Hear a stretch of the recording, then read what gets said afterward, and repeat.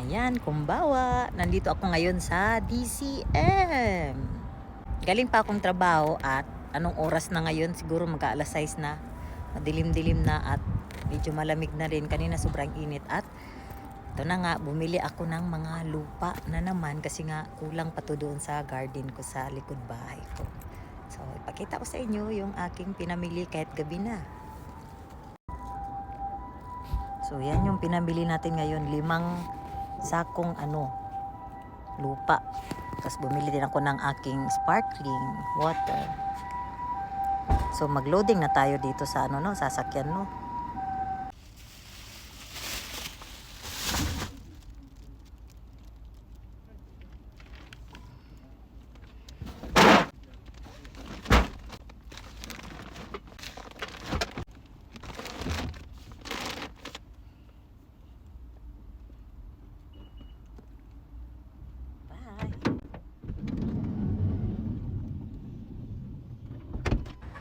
Ayan, tapos na tayong namili dun sa DCM. Punta naman tayo dito sa Starbucks, kapitbahay ko.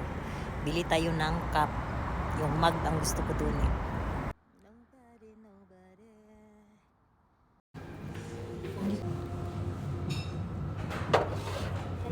Wala na yung gusto ko ditong mug. What about this one? Ito na lang kaya bibilhin ko na.